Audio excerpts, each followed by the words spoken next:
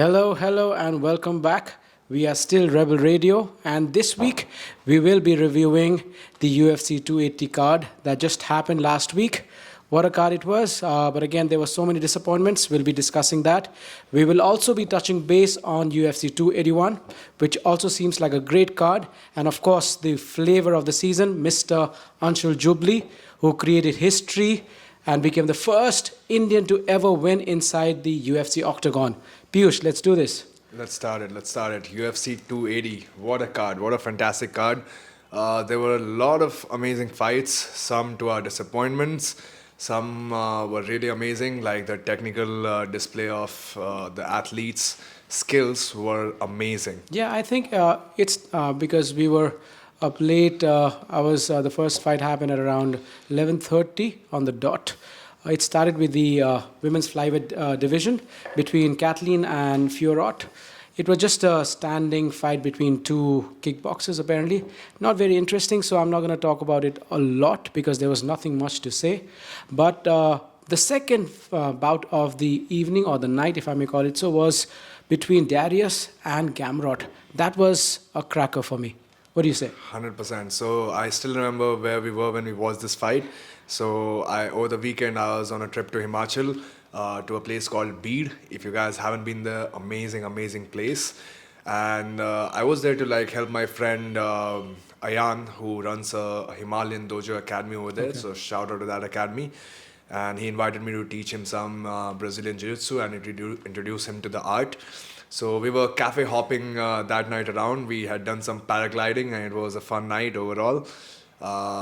And we looked like complete nerds because we were here surrounded in the bar by a bunch of drunk people while we were trying to stream UFC in the bad network reception. But still we managed to watch all the fights and it was a pretty amazing card. And as I said, I missed the women's fight, so I cannot comment a lot on that. But the Dariush fight versus Gamrot, what an insane fight. It was a great display of the takedown defense as well as the overall well-rounded ability of Benil Dariush. Yes, I think it was phenomenal. Gamrot was trying to shoot from the very onset, trying to take the... because Dariush is also a black belt world champion. Brazilian Jiu-Jitsu black He's belt, a world champion also. And he showed some amazing technical skills, especially when Gamrot was shooting again and again. Dariush was just... able to nullify all the takedowns and stand up and trade punches, and he did land a lot of good shots. And this also went on to 3 rounds, and at the end, Darius won with unanimous decision. So it was one of the better fights of the night because UFC 280 has been touted as the best fight card ever in the UFC history. Very stacked. But again, like Peeyush said earlier in the podcast, there were a lot of disappointments too for me personally. Especially for the BJJ guys. Especially for the BJJ guys, yes. Because huge controversy between O'Malley and obviously Peter Yan. Peter Yan having lost to Aljamain Sterling for his title. And he's coming back looking forward to become the number 1 contender and hopefully get to claim his title back. Now he comes in, puts up a great show, but again, O'Malley stops him in his journey. But again, for me, to tell you personally, Peeyush, I thought it was the worst decision of that night because Peter Yan was very dominating from the very onsets. I would actually give O'Malley the first round because he was doing very well, but the second and the third round, Peter Yan was all over him. Yeah, especially in the third round, if you remember that big knockdown punch. Yes. Where he almost... I think he put Sean O'Malley on his butt. Yeah, he did, and the amount of control they had on the ground. And then he controlled him for a while. But I think the only criticism or the counterpoint which other people were bringing up for Sean O'Malley was that Peter Yan could not control him on the ground. And we'll come to this point later on when we discuss about Anshul Jubli's versus Kim fight. That Peter Yan took him down, but he could not control him. And Sean O'Malley landed some significant strikes where he visibly hurt Peter Yan. Yes. I mean, everybody, even Bisping was of the view that, during a fight, we have to watch how much damage the other person has caused to the other person.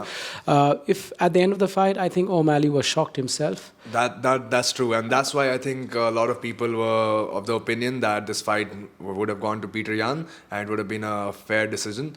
But you know how UFC judges are sometimes, right? Like most of the Because- times, there are these boxing judges who do not like assess any other factor other than just the boxing skill or Yes. the stand-up skills. Unfortunately, yes, it became that. And also it became, I think, in my opinion, it became a fight between Russia and America. And obviously America had to be put up. And Sean O'Malley is also riding the hype train right now. Yeah. He But, is but do the- you think that plays a lot of factor because the fight was in UAE? Abu Dhabi. Abu Dhabi, yeah. So in the Middle East, I don't think that Russia versus America factor plays in that much because the final fight, Islam Makhachev, you're absolutely the whole right. crowd was You're absolutely right. But again, there is something called pay-per-view also. That's You know, they have to cater to the American audience at the end of the day because UFC, believe it or not, is still an American brand, even though it has been bought by someone out of the US. So I think it was that. And also, UFC at the end of the day, like any other business, is a business house. So do you think Dana White has influence over the judges? Difficult to say, but I'm sure he does. You know, because at the end of the day, Some amount of influence some which we amount don't of know influence about, because right? he is the mega boss over there, and he understands numbers because without Dana White there is no And UFC. Sean O'Malley is a big star. Like he can speak English, he can talk trash on mic. So He's good those looking things and he's riding around in a pink Ferrari or a Yeah, Lamborghini. Lamborghini. So he is epitomizing the good life a fighter can actually have through UFC. You know, so he's riding that wave, like I was saying. So I think Peter Yan was definitely robbed of his chance to become the number one contender. So this is interesting because whoever won this fight, they probably would have become like the number one contender for Today, the next today in fight. the morning, I saw O'Malley's tweet or his Instagram handle, and he was like, "Okay, I beat him fair and square. Let's go. Give me the title fight. I deserve it. I think because if you heard the post fight interview with DC, O'Malley had no idea if he had won. He said, "I'm going to go back and review the And fight." review it. But that's fair on the fighter's part because most of the time when Because you're he in such a knew close he had fight, lost the fight. when you're in such a close fight, you might feel that it could have gone the other way. But once again, like we don't have any control over it. It's unfortunate, and especially Peter Yan, he has been on the opposite receiving end of such bad decisions for the past few times. I mean, remember when he was fighting Sterling for the first time? He was DQ'd. He lost his belt on a DQ. I mean, that was a fair DQ though. It was a fair DQ, but again, you cannot just strip off somebody's belt. He could have been made the interim champion. Charles Oliveira was stripped for 0.5 pounds. So That's true. I think UFC is very strict regarding those rules. Rules are rules. But here's the interesting fact. So right after the fight, in the post-fight interview, Dana White was asked, so what's next for the bantamweight division? And we'll come to the next fight. And Dana White was like, yes, the next contender for the belt is going to be Henry Cejudo, and that might be an interesting fight. Oh, Henry Cejudo is a monster. So Henry Cejudo, a monster, 2 times champ, Yes. 2 division Two champ. division champ.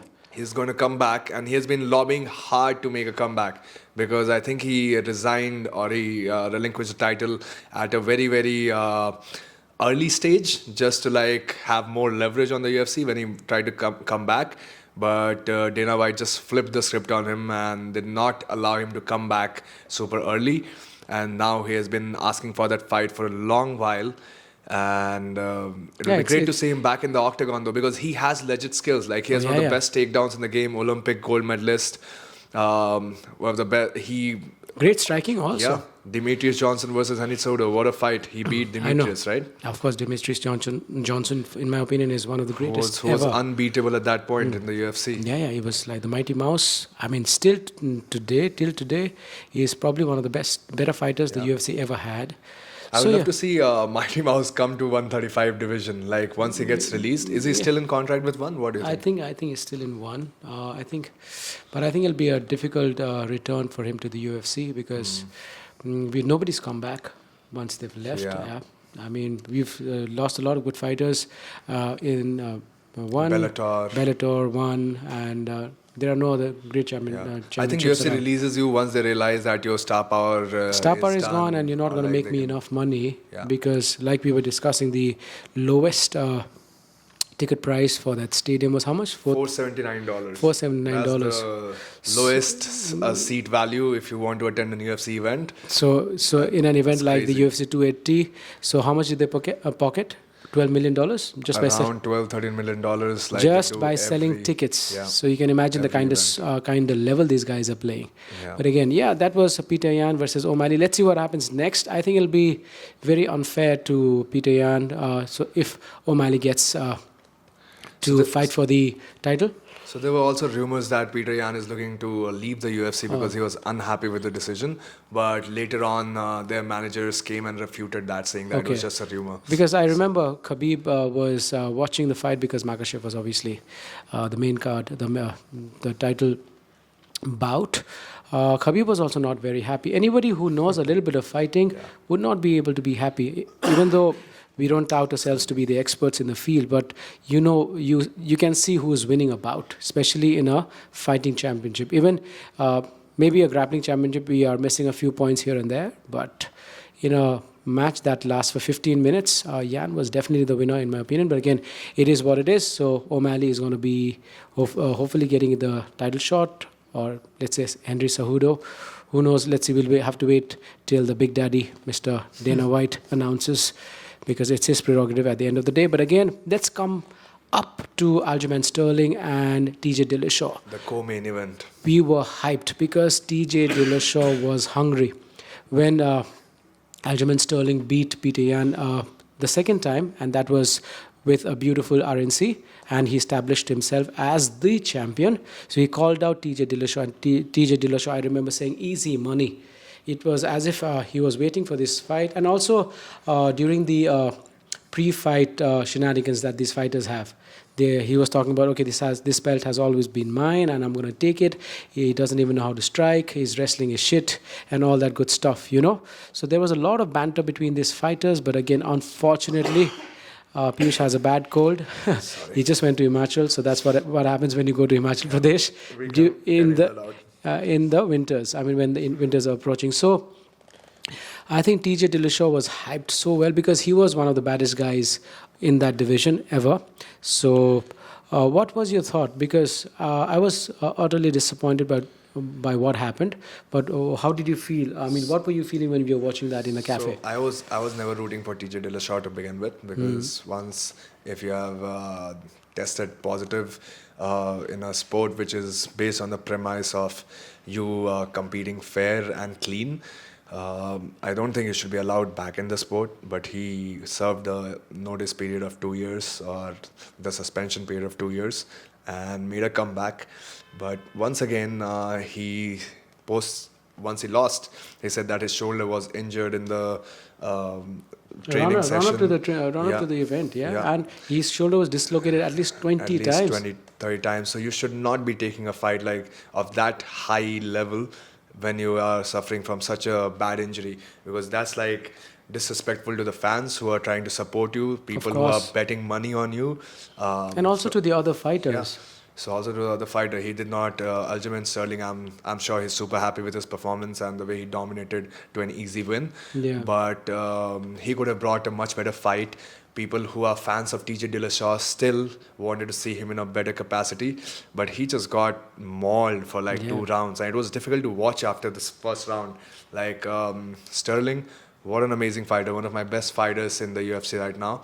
Because of his style, he takes least amount of damage unless you hit him with an illegal strike. He goes in, grapples you, body locks you, takes your back, and from there does not let the back Absolutely go. And the funny part is, he's always considered to be the underdog, even as a champion. Yeah, I don't know why people don't consider him to be like a true champion. Maybe just because of the Peter Yan controversy earlier. Yeah. But I think he's one of those next generation fighters, and he trains under Matt Serra Academy, and I forget the name of his coach right now. It's not coming to my head, but the same coach as Chris Weidman. Chris Weidman. It was Ray Longo. Yeah, that's the coach. So one of the finest product of that academy, and he has improved drastically every single time he has fought. Like And the what a way he gentleman finished, also. yeah, and the way he finished Corey Sandhagen, who is Yes. another absolute brilliant talent in that division, just took his back, choked him in like what, a minute, under a minute. I think so. It was under a minute. So amazing, amazing fighter. He is very, very underrated, and I think now people should start believing in his abilities. And if he fights Henry Cejudo, that is going to be, I think, the first great challenge that he's going to face. In Yeah, my because opinion. Henry Cejudo doesn't get tired. Yeah, and He he is has a dog relentless. in him. Yeah, Yeah. he's a dog in him. Absolutely well said. So he has a dog in him. So you're right. Absolutely. The fight is going to be a banger because with O'Malley right now, O'Malley has not had any experience fighting 5-round championships. Yes. And also, once Sterling gets O'Malley to the ground, it's almost over, in my Yeah, opinion. yeah. Okay, so I think Cejudo would make a fantastic. What did you think of this fight particularly? Like, were you rooting for Dillashaw, or what did you think how Dillashaw will fare and how it played out according to you? Dillashaw was always the bad boy, but I also have understood what Sterling is capable of, especially after the second Peter Yan fight. So I knew that if Dillashaw is going to be taken down to the ground, there's nothing he can do about it. Especially when he takes that back and locks his body triangle, he's relentless and he will choke you out. You're a great fan of TJ Dillashaw's coach though, Duane Yes. Ludwig. I'm always, because Duane Ludwig is someone that I've followed for such a long time, one of the most brilliant coaches that I've come across, at least through videos. So at our academy, Rebel MMA India, we teach a lot of his teachings. We just went through the basics of kickboxing. Then we are doing the Sweet 16. After that, the Sweet Series. So Dwayne Ludwig, because he's got a great lineage also. Yeah. He's also training under one of the greatest fighters of all time, Bas Rutten.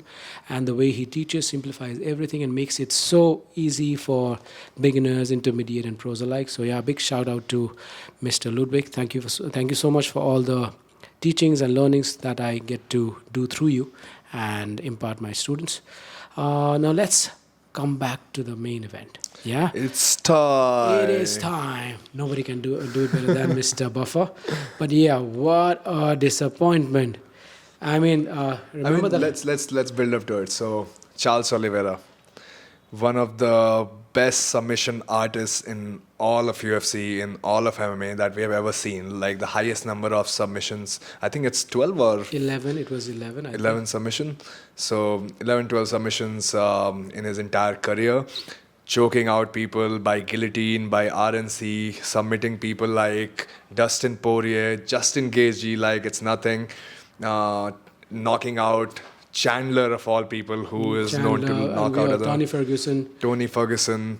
Man, what an amazing, amazing resume did this guy have. And especially we all were rooting for him because he is a BJJ specialist.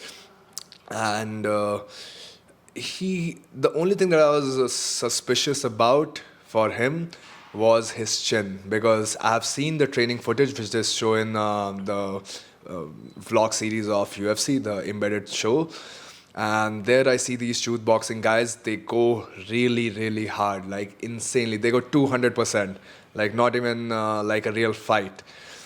It's like beyond fight, the aggression and the gladiators power. trying to kill each other, yeah. Like absolute killers in that room. So I was a little bit suspicious. I had suspicions of his chin being able to hold up, because we see in every single fight, He gets touched, he gets touched and he gets knocked down, but other people do not feel so welcome in his guard, because he has this offensive style of guard where he can submit you from the bottom. So that lets him recover. Yes. But he finally faced Islam Makhachev. It was dangerous. Let's talk about Islam Makhachev. Islam Makhachev, obviously coming through the Khabib pedigree and his father's pedigree. He's always done so well. I think he's on a 11-0 winning streak. Yeah. So, but again, I was of the view, obviously, when I look back at it in hindsight, I was naive, because he's not fought any of the top 5 or 6 contenders. So there is this guy who's probably number 4 or 5 in the rankings, goes on to, jumps over all the other guys who are higher than him in terms of rankings, and goes on to, he's trying to beat the undisputed champion, that is Charles Oliveira. So I was hoping that Charles would not be Who was not the champion, by the way, right? who was not the champ. Charles was not the Not champion, the champion right? because he missed that controversy around him missing weight by about 1 or 2 Against pounds. Justin, yeah. Again, Point 0.5. zero point 0.5, and the UFC decided to strip him of his title, which was unfair in my opinion. But again, who cares about my opinion? But it was what it was. But everybody was touting him as the champion of that division. The champ had a name. Champ had a name, yes. So when to the run-up through this bout, I was very excited because Makhachev has the same kind of ferocity as Khabib had. Takes people down to the ground and smashes them till they submit or they give up. So, but again, like you said, we've also understood how Oliveira fights on the ground. He is unfazed. He can choke you out from every angle. He can break your hand.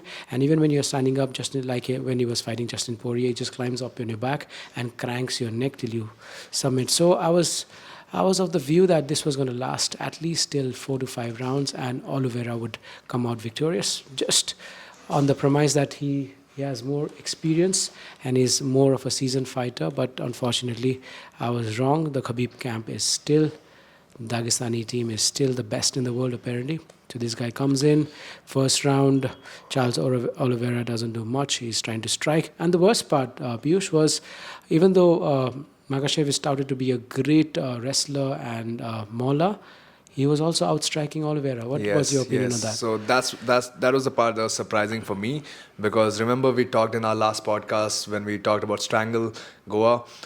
We talked about this fact that if they try to strike with each other, Charles Oliveira will land one of those knees and probably do some damage. And if Islam tries to panic wrestle him, he might use one of his BJJ finishes, guillotines, armbars, strangles, whatever he can get.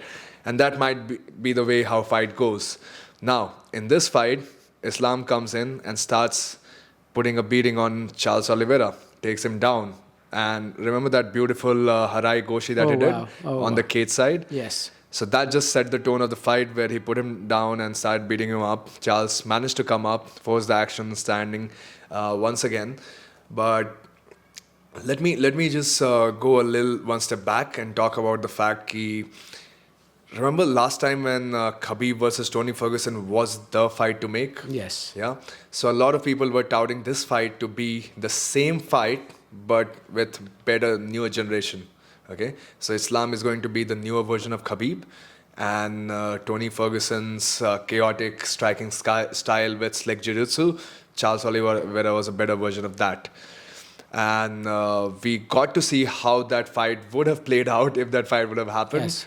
And this was a result which, unfortunately for us, was a bitter one. But, man, Charles Oliveira tried to do the same thing, tried to land a flying knee. But as soon as he missed, he received a check hook, and that dropped him. And that was the beginning of the end. Beginning of the end. I loved the way Islam passed his guard. He immediately put on the pressure, jumped, and ended up in the half guard. And the cinch from there in the arm triangle, that was something which I was like very, very puzzled, very, very bewildered about. Because no other person can submit you a BJJ specialist like that. Someone who has been there, done that. Especially, remember in the morning we were talking about, I was of the opinion that Charles Oliveira tapped out quite early, and you rightfully corrected me. I mean, just imagine the kind of pressure that Makhachev can generate.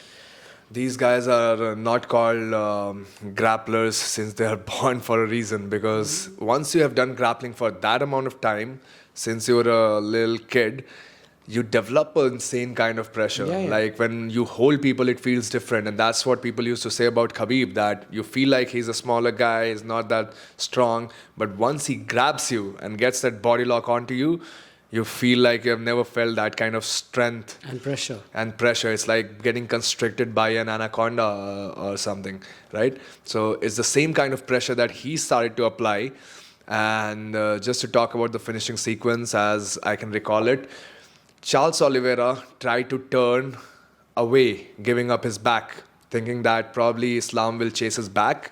And from there, it's a very like popularly done in MMA meta that whenever somebody gets your back, you just stand up, try to shrug them off, or just spin really quick to end up in the top of close guard. And that's a good position to have, to be in. But Islam, on the other hand, was prepared for this, and instead of following him to the back, he just elongated, lengthened his arm, and locked up a figure four. Right? So now it became even tighter arm triangle. And now when Charles realized that, he tried to turn back flat, but by that time his lights were already going out. I think, and he tapped really quick. And He was tapping like his life depended on it, no? And obviously Islam took some time, 3 to 4 seconds, after all that trash talk, and then let him go. But man, I've never seen Charles tapping that fast to any submission because before. Charles is was an epitome of someone who never gave up. Yeah. I mean, he's that kind of fighter. I mean, if you look at his resume, he was 8-0, and then suddenly he started losing all 8 fights. Yeah. Then his resume of whatever it is today, you know.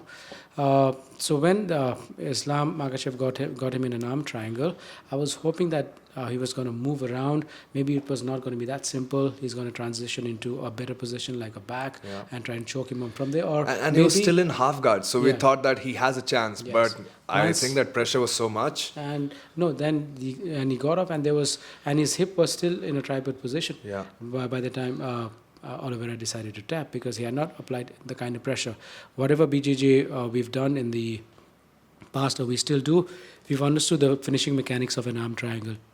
You cinch in, you put your knee on the hip, you lower your hip, and you just squeeze slowly, count to 5 to 6 Mississippi, and it's lights out for your opponent. But this kind of pressure I've never seen, like you said, where Makhachev holds on, starts squeezing, and there's a tap immediately. It was that kind of pressure, especially when two people of the same weight category are fighting. I don't remember the name of the opponent, but remember when Islam just stabbed someone from shoulder pressure into the side of the neck? It was not even like a proper one flu, because for one flu you need The headlock position. hand controlled with that guillotine grip.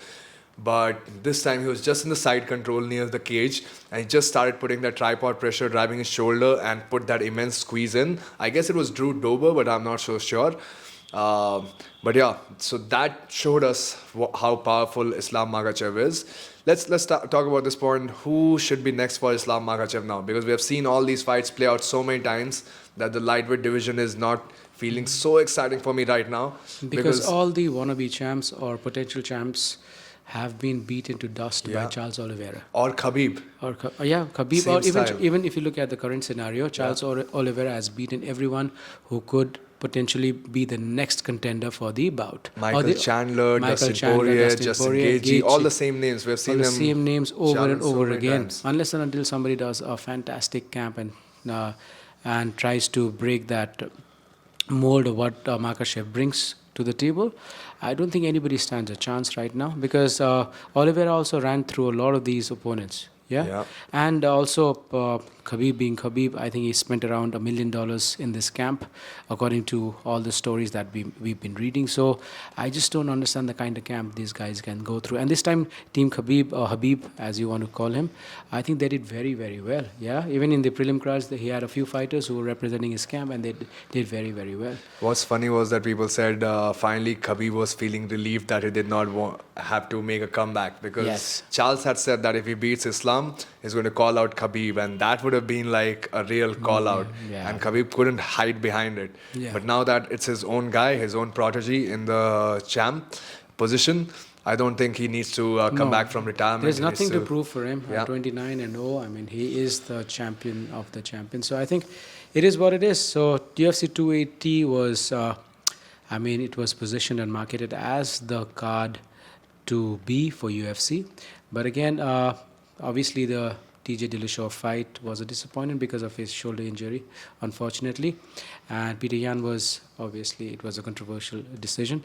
I think Peter Yan won. You can have your own opinions, and you're most welcome to have them. And even the Oliveira, the title, the main event, was not up to the hype. Okay, so that brings us to the end of UFC 280. Me and Peeyush on Rebel Radio will be reviewing all the fight cards going forward. Next week, we will be reviewing UFC 281 when it happens. But after this segment, we will be talking about the run-up to the to UFC 281, and also the man of India himself, who's just made history, Mr. Anshul Jubli. So stay tuned. Boom. All right, welcome back to Rebel Radio. It's still me, Rajiv, and Peeyush.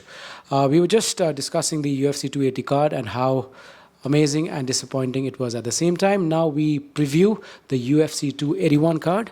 We have three great bouts lined up for you guys in the lightweight category, women's strawweight category, and the middleweight category. So the first is going to be between Mr. Justin Poirier and Michael Chandler. So what are your thoughts? Justin Poirier? Oh, Dustin Poirier. Sorry. No, I know, it's super confusing. Dustin and Justin. Yeah, Dustin Poirier and Michael Chandler.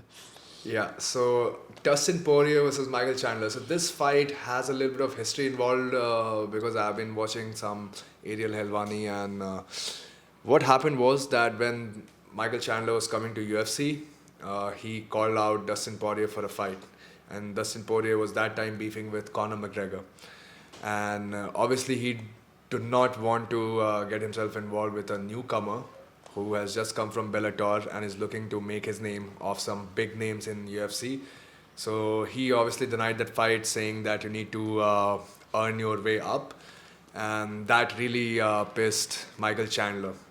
And since then, the beef has been building up, which I think UFC is going to utilize into this fight promo videos that they're going to release. And also shout out to UFC for some of the best fight hype videos that they release. Oh my god.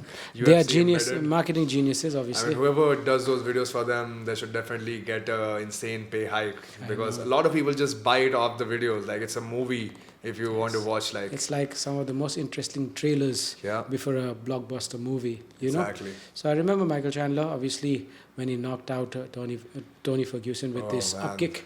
Not an up kick, but a straight kick to his chin, where Tony went lights out for at least 2 minutes. He made Tony look aged by like 40 years. He made Tony a meme, bro. Yeah, he made Tony a meme. So he made Tony a meme. So obviously a great athlete. I mean, whatever videos we see of Michael Chandler, he's doing some of the most difficult CrossFit stuff. He's running across, lifting heavy weights, punching bags, throwing balls. So Michael Chandler is a freak of nature when it comes to being one of the greatest fighters in the UFC roster today. But again, Justin Poirier is also coming back after, especially when Justin won against Conor McGregor. Dustin. Okay, Dustin Poirier. My apologies. I don't know why I'm saying Justin Timberlake. That's an NSYNC guy. So Dustin Poirier. Thank you, Peeyush. So I remember how he put. Again, Dustin Poirier made a meme out of Conor McGregor when he put him to sleep with that punch. If you remember the cage side view. Then his leg broke. So it was both great, amazing fighters, different styles, I think, because Michael Chandler, he's like a dog who is a rabbit, and he comes at you with 100% power and force, whereas Justin is a strategist, in my opinion. Yeah. Dustin is a strategist, in my opinion. Yeah, we're going to use this like a clip. Yeah, we're going to use this like a clip. Yeah. Say Justin, there's going to be. No, it's going to be Dustin from now on. Okay, so what I think about Chandler. So Michael Chandler is someone who is never in a boring fight. Never. Let us be honest. So all his fights are pretty epic. He doesn't care if he wins. Obviously, he cares if he wins or loses the fight, but he always brings out that dog in him, as you said. He takes the fight to the person who is fighting against, to the opponent. And sometimes those fights turned out to be like very wild, like him versus Justin Gaethje. Yeah. That was one of the most epic brawl that I've ever seen in my life. I remember Justin Gaethje's coach, what's his name, Whitman, in the corner saying, I know you motherfucker, you're enjoying this shit, but let's get back to winning now. Yeah. Because it was... They were just standing in front of each other and they were just trading in the phone booth. So that was that fight. And Dustin Poirier, I think it was his last fight where he lost against Charles Oliveira, right? Yes. Or has he had any fight after that? No, not really. I don't remember. So Dustin Poirier is coming off a loss against one of the greatest in the sport, Charles Oliveira, who is no longer the champion, by the way. So Dustin Poirier, what I like about him is that he's very precise. Like he has decent wrestling. He has good overall jiu-jitsu. Amazing hands. He has had some finishes with the jiu-jitsu. And on top of that, amazing hands. So if he senses that you are wobbly or if he has stung you, he goes for the finish, and he has one of the best killer instincts and the finishing capability in the sport. And we have seen this with Eddie Alvarez in the past, with Conor McGregor before this. So he's someone who I am personally rooting for in this match. But it can go either way. You never know one front kick that Chandler can pull out of his bag. That came out of nowhere. Yeah. Nobody saw it coming. So Chandler is so wild that we cannot predict. Yeah, so it's going to be an interesting bout. I think if I have to go either way, like Peeyush said, I'm going to stick with Dustin Poirier. So because I love him as a fighter, he brings and he's also a great guy with his philanthropy and everything. So I think I'm going to root for him. Good fight foundation. Good fight foundation, but also not to take anything away from Michael Chandler, one of the best in the UFC today. Yeah. It's going to be a banger of a fight. Hopefully it doesn't disappoint us as some of the fights in the UFC 280 card. Moving up is between the strawweight fight between two monsters again, Carla Esparza and Weili Zhang. I mean, Weili, who doesn't know Weili? I mean, she retired Joanna out of UFC. Last fight, she just spinning back fist? Spinning back fist. Back-fisted her That to was epic. Timbuktu. After that, Joanna was like, I cannot do this shit anymore. Bye-bye UFC. I'm going to be a mother, a wife, or whatever she wants to become.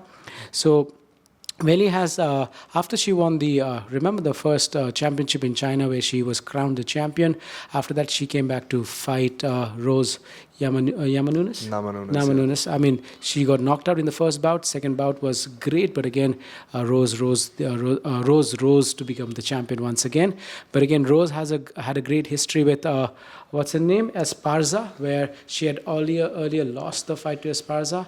Let's not mention that fight. Oh my God, that was probably the worst fight that I've ever seen. Let's put it like that. Carla Esparza. Especially a championship bout. A championship fight, yeah. So I don't know what their strategy was that match, Carla Esparza and Rose Namajunas. They were just not engaging. Like there was not a single engagement, not from the Rose's side, not from Carla's side.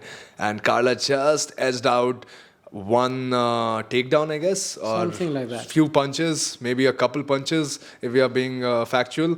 And that fight was the worst fight that I've ever seen in UFC. So hopefully it's not a repeat of that. And I think it will not, because Wei Zhangli is a very, very ferocious fighter. She brings in the fights. She has amazing takedown capabilities. Plus also she's a great striker. And the ground and pound. And amazing ground and pound. So I think Wei Zhangli is going to take this fight. Another time, second time UFC strawweight champion. So yeah, I'm rooting for Wei Zhangli, but you never know. Carla Esparza has amazing takedown game, and if she puts Wei Zhangli on the bottom, I think that's why Rose was so scared to engage, because Esparza's takedown ability is probably one of the best in the division. Yes. So if she grapples Wei Zhangli from the beginning, that might not be so great for Wei Zhang, but let's see who can keep it standing. So Weili has been training with Mr. Josh Hinger. Oh, really? Yeah. Okay. Josh Hinger has been doing a lot of camp with What team is she in training? China. He was in China, maybe he was called. So she's been training with him. Hopefully, So maybe she is learning some of that Hingertine and all the other good stuff, because Hinger can also wrestle quite a bit. Yeah. So hopefully the camp was amazing, and because they get so much of time to prepare for their opponents, maybe she is preparing for Carla. And now another grudge match. Okay, this is going to be a banger, because it's the main event of the evening between the Magic Man, if I may call him so, the Magic Man over here, striking wizard Mr. Adesanya, and his arch nemesis Max Pereira. Max or Alex? It's Alex Pereira. Alex Pereira. I think I'm drunk. It's just the reflection of the lights that I'm not able to see. So Alex Pereira and Adesanya has a long history of conflict. So if you want to shed some light on that. Yes, so they have been best friends since their kickboxing days, right? So Alex Pereira has 2 victories over... Both knockouts? No, I think one was knockout and one was a decision which was pretty controversial, and Israel says that he won that fight. But a knockout is a knockout, and if somebody has that over you, you always feel kind of, nervous or a little bit less confident against that person whenever you go against them. So that's what people are thinking might cast a shadow over Israel's performance in the coming fight. But since then, Israel has been on an amazing UFC streak. I think he has never lost. He has just lost to the Heavyweight guy, lightweight light guy. heavyweight guy. What was his name? Shit, we cannot forget things like this. Yeah. He was the Anyway. champion of UFC. Yeah, we'll just edit whatever his name was. So his name was on your screen. So yeah, we'll get that. But again, Pereira's left hook. Yeah. So I was just closing my statement. So Israel since then has been on an epic run in UFC, and he has grown and matured a lot as a fighter. He has had some amazing knockouts. But Alex Pereira has also shown like he has amazing knockout capabilities still. We don't know how his grappling is or it stands to fare against Israel's. Israel also has pretty decent takedown defense, so I don't think he needs to worry too much about that. But as you were saying, the left hook, take it away Left from hook. The left hook is what puts people to sleep. We've seen that in his kickboxing career when he made his debut run in the UFC. It was his left hook that knocked someone out, and that's how he got to call out Israel Adesanya. So this match is again more of a business decision than anything else, because Alex has also not gone through the roster to be given the title shot. So I think there was nobody left in that division. Like Israel has ran through each and every one in that division. Israel has times. ran through, but not Alex. Yeah. So Alex should have at least earned his medal. No, so because there were no exciting fights or challenges for Israel, this guy made sense. And the way he performed in his last fight, I'm just going to check out the name of his last opponent. I think it was. 1 second. Yeah, you can continue. While Yes. I look for this. Okay. So my friend is busy, so you can gauge by your MMA knowledge that we'll have to Google a few names. But having said that, we are bringing you good content, hopefully. So Israel Adesanya has always been an amazing fighter, very elusive fighter. A lot of people have mistook his strategy for his weakness or his aversion to getting into the zone and punching very hard, especially when he was fighting Roel Romero. Everybody thought that he was running away, but I think that was the best way to fight a monster like Yoel Romero, and he came out victorious. At the end of the day, people forget that this is about winning and losing. So we are not in the Roman age where we have cockfighting. human cockfighting, where you have to kill someone to be able to survive, or the Caesar goes thumbs up or thumbs down. So I think Israel Adesanya is one of the best fighters in the UFC roster, with one of the highest IQ fighters, fight IQ. But again, did you find that yet? Yes. That was Sean Strickland. So Sean a wonderful, again, left hand. Left hook. It was the left hook. He did KO. not get up after that. Even if you look at the kickboxing matches, the kickboxing match where Adesanya was knocked out after Alex landed that left hook, The same left hook, yeah. he did not get up.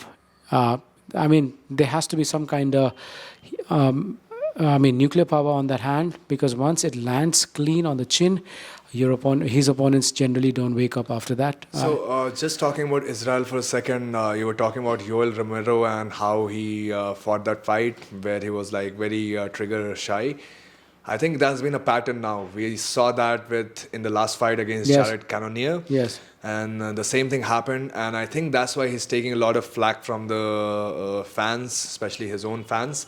They want to see his striking abilities, They want to see him display those wonderful attacks, the wonderful power that he used to display earlier in his career, even in the fight against Robert Whittaker where he knocked him out.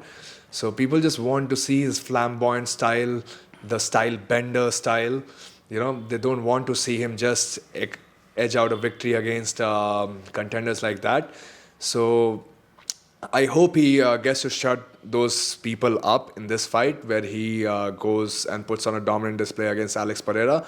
But having said that, it might be a double-edged sword as well, because if he tries to get in a firefight with a striker like Alex Pereira, you never know what's going to happen. It could be lights out for him too. So like you said, it's a double-edged sword. So maybe we get another boring fight, you never know. So yeah, because if they both choose not to engage, because both of them are afraid of each other for whatever reasons, hopefully it doesn't turn out to be a fight like we saw between Rose and Carla. So once again, we did not give our predictions. So for Michael Chandler, Dustin Poirier, we both for Dustin. I'm going to go with Dustin. For the Carla Esparza and Wei Zhang. Wei Zhang Li. Wei Zhang Li, okay, cool. So let me just differ here, and I would just pick Carla Esparza because I feel like she has better grappling than Wei Zhang. And if she puts her down, That will be very bad for Wei Jiang. So I'll switch myself to Carla Esparza for this. For the final fight, Israel versus Alex.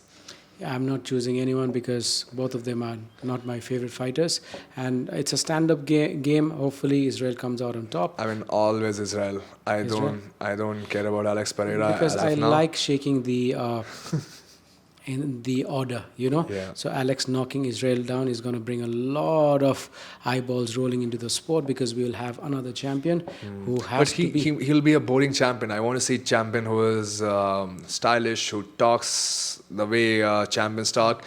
We don't want Alex Pereira and again. Maybe he's going to say something wild in Portuguese. You never know. Yeah, so but it will be Portuguese and we'll not have a real-time translator, so it So doesn't let's make see, sense. Let's see, because I'm not going to pick anyone. If I have to pick anyone, I would also probably side with Israel because he has more octagon experience than Alex Pereira.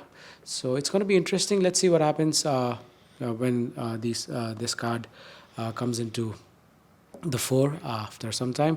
So it'll be interesting. Also, So Israel has one of the coolest YouTube channels, so yeah, we have to he's respect a that. fantastic guy. Obviously, fantastic guy. He Great. reviews all the fight cards once they happen, so it's pretty fun. I like Israel Adesanya, hoping that he pulls out a knockout victory just to settle the scores Yeah, if he against pulls Alex out a knockout Pereira. victory, it's going to be a riot. He's back into stardom. Like, he's already a star, but he'll become a mega star right after that. After that, there'll be no questions that need answering. Yeah, I So think then he should just switch divisions, try to go Yeah. down or maybe up. I never know. Yeah, he should not go up because we saw what happened when he tried to go up. And now it's Yiri, right? Yiri Prohashka, who is like even more dangerous. So let's not go there. So Israel, stick to your stuff. Be handsome and crazy the way you are, and take care of that. All right, striking. so now, let's go to our final part of the show, which we are very excited to talk about. History was made, ladies and gentlemen, by an Indian fighter, Mr. Anshul Jubli.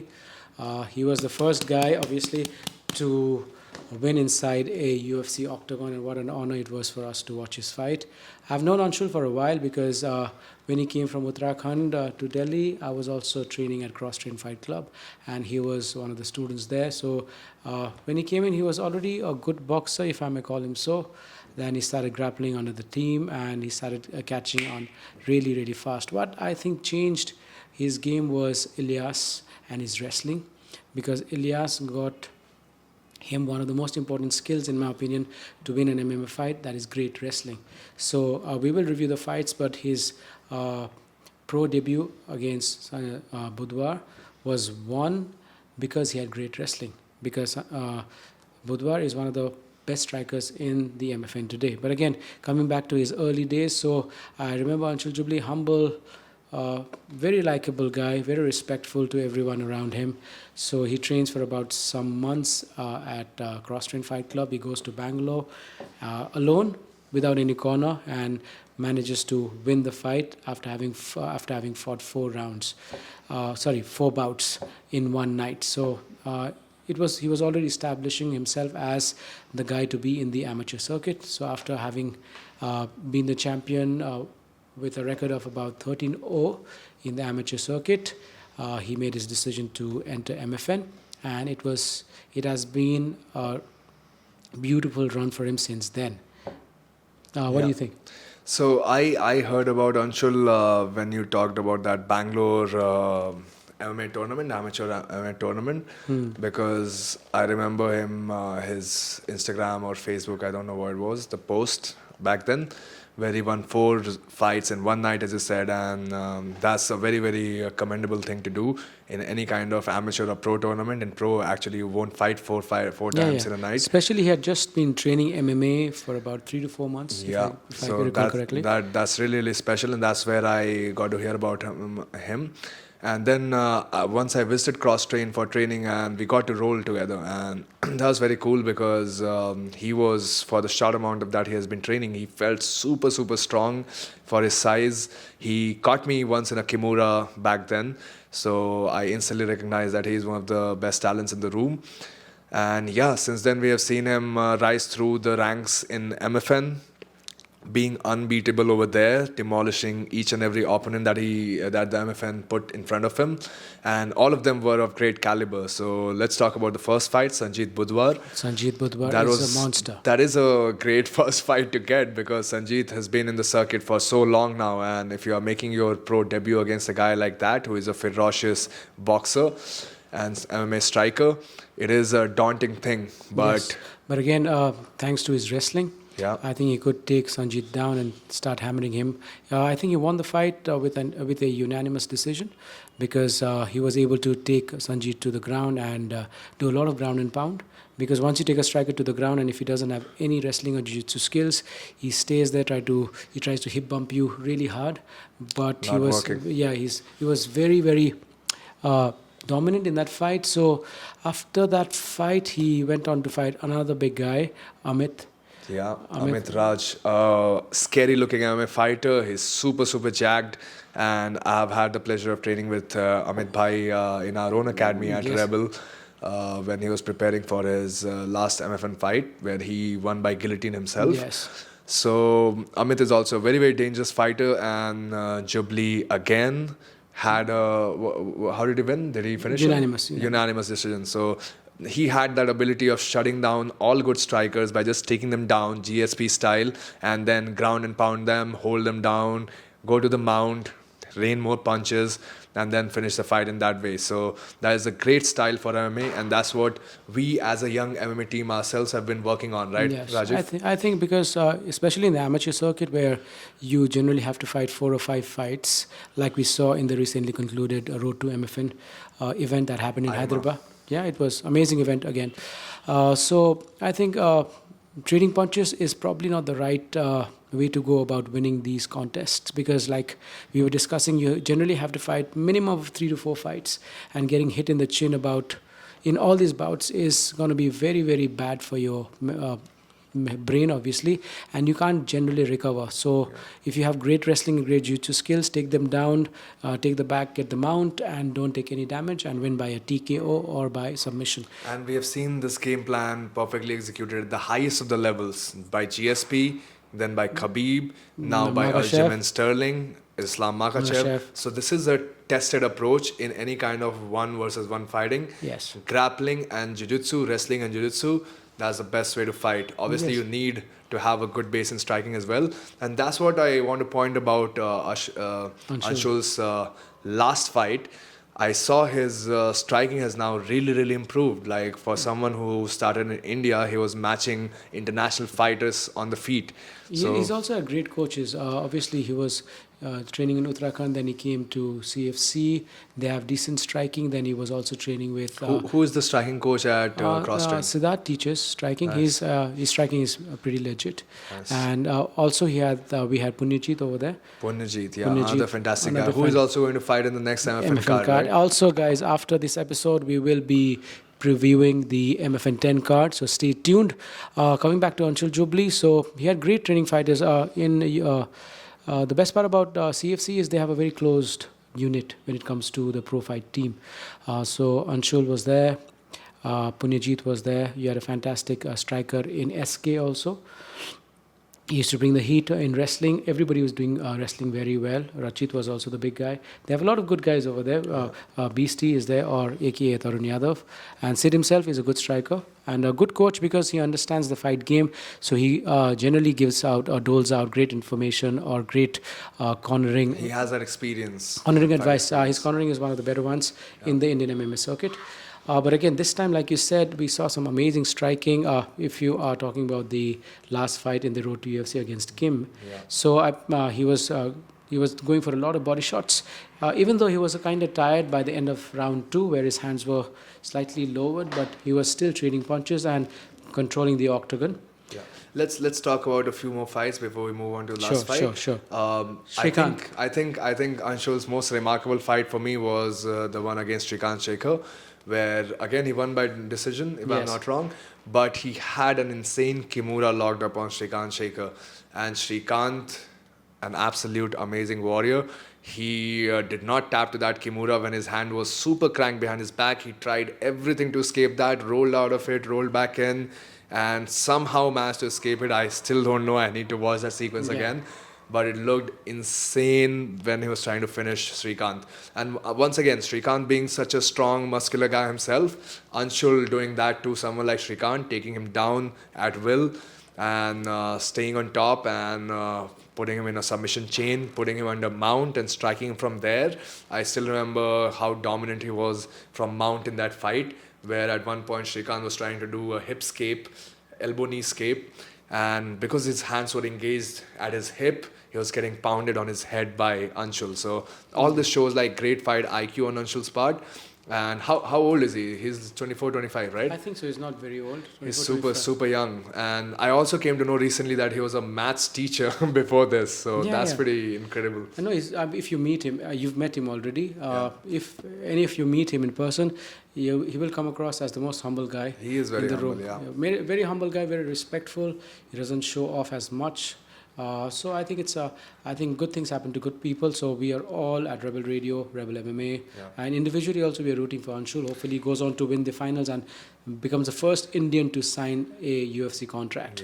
Not generally the first Indian UFC fighter, but one of the better ones to go and hopefully fight and not get kicked out because you failed a doping test, right? Yeah, 100%. So he looks super clean and I'm sure he's under guidance of good coaches who will not misdirect him, who will guide him to success. So let's talk about his last fight, which happened last week, right? Same as UFC, I think, or a day before? Day or after. After, okay. A day after the UFC fight. And what a good match that was. Like at such a big stage when there is a lot of stakes to be won or lost. So many lights, so many eyeballs. Yes, the entire country watching you. Not only the Indians in India, but all over the world rooting for you. And because he was fighting him from South Korea, so I'm guessing all the South Koreans were watching too. All the South Koreans, all the India haters were watching. Haters, I will come to that. You idiots. So to fight under those bright lights and of a fight with that kind of consequence, that kind of stake. That was an amazing way in which he fought. He kept the fight standing. Even though Kim managed to take him down quite a few times, maybe 2 or 3 times, he bounced back up on quite of those occasions. So, and eventually he won a split decision victory. And a win is a win. I don't care how it comes. He landed some good shots. Phenomenal shots, and he was controlling the octagon all 3 rounds. Yes, so the octagon control was amazing because I saw Kim's previous few fights. He is also a very dominant fighter. He's a death machine because I remember him knocking someone out. He knocked someone out in the previous fight. So controlling that kind of guy, keeping him on the edges against the cage says a lot about your fighting style and how much the other fighter also respects you. Yeah. So let's talk about the place where he was training at. So where Bali was it? MMA. Bali MMA, right? I think Punijit also trains there. So these 2 friends train there. I think it's a great camp. And the coach who was cornering him was fabulous. He was giving him the right advices because obviously Anshul, as good a fighter as he may be, I mean under those lights, anybody can get nervous. So after the second round, when the camera was trying to zoom in at his corner, the coach was very diligent in waking him up and hyping him up, and what a fantastic man. He was like, you are the king of lions. Don't forget that. Don't forget that. What a mentor. So in this game, it's not, even though it looks like an individual is fighting inside the octagon or the cage, but it's an entire village. It's the great mentors that you have around you that actually lift you up when you are actually trying to give up or feeling a little low. So I think it was very endearing to watch, to have such a great coach. Obviously, Sid was there. Deepak was also there. Sid has been his coach for the longest time. Deepak is a great strength and conditioning coach that has been with Cross Train, and he's trains one of the better guys in the country. Very knowledgeable. Big shout out to him also, and a lot of respect. I actually got to roll with him when I visited Yodha, Sadiq's gym.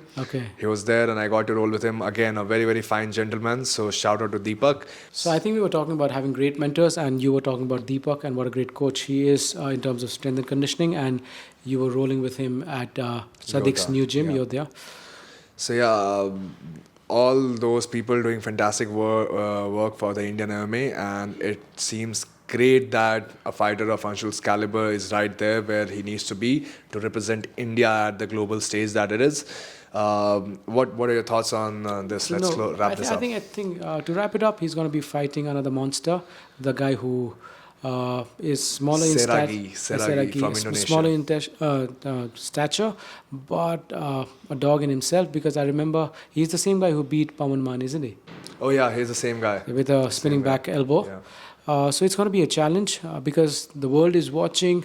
Everybody, there is one pie at the end of the tunnel, and there are two great athletes trying to vie for it. So I think it's going to be war, and I'm hoping Anshul beats the odds and becomes the champion and signs the UFC And contract. gets the UFC contract. It's going to be great for Indian MMA because then he can become the beacon of hope for all the other MFN fighters and other Indian MMA fighters who are looking forward to embracing MMA as their career path. Yeah, And it will definitely light a fire under everyone's ass to start working more hard yes. because Anshul has now shown that it is possible. It is possible. And UFC will definitely try to recruit more fighters if they see that there's potential in the country because of the limelight that Anshul is going to bring to the sport in the country. Yeah. So before we end this tournament, there has been a sorry.